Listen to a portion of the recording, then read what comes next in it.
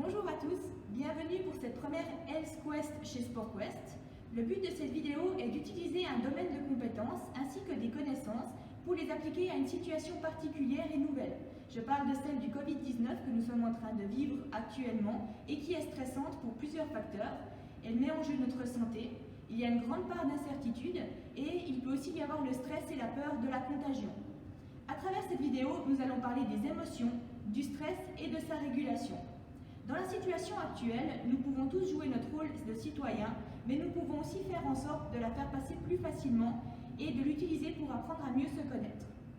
Tout d'abord, les émotions.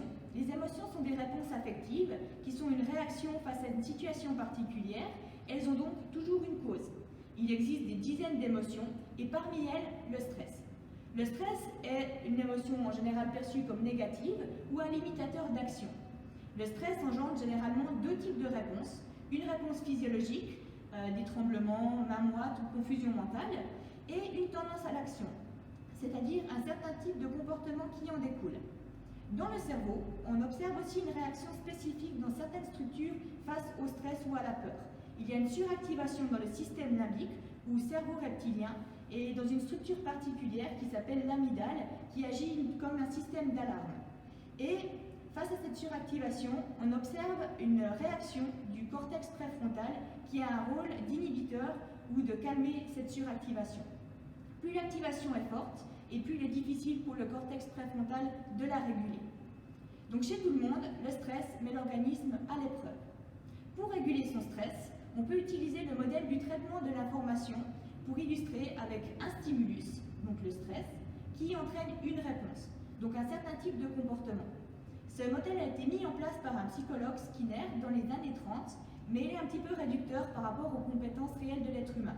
Ses collègues comportementalistes, quelques années après, ont un petit peu adapté ce modèle en ajoutant entre le stimulus et la réponse une boîte noire. La boîte noire, c'est nous. Et même si le stimulus ne peut pas changer, donc le stress ne changera pas, grâce à cette boîte noire, nous pouvons changer la réponse et donc le comportement que nous donnons face au stress. Dans cette boîte noire, nous avons différents outils ou moyens de régulation et je vous propose aujourd'hui de découvrir un outil que vous pouvez mettre dans cette boîte noire si vous ne le connaissiez pas déjà. Aujourd'hui, nous allons parler de cohérence cardiaque. La cohérence cardiaque permet de contrôler sa respiration pour réguler son stress et son anxiété. Il s'agit de 6 respirations par minute pendant 3 à 5 minutes et une à plusieurs fois par jour. Cette fréquence respiratoire correspond à une constante physiologique chez l'être humain. Elle a pour rôle notamment de baisser le taux de cortisol, soit l'hormone du stress dans le corps, mais aussi d'augmenter les ondes alpha dans le cerveau qui correspondent à un état de relaxation.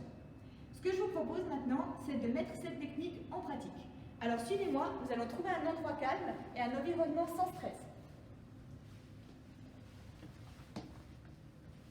Alors choisissez un endroit confortable où vous pouvez vous allonger dans cette position-là, pieds ramenés vers vous pour garder le dos à plat, mains posées sur le sol et vous pouvez fermer les yeux. On va prendre une inspiration qui va durer 6 secondes, 5 secondes, suivie d'une expiration de 5 secondes également.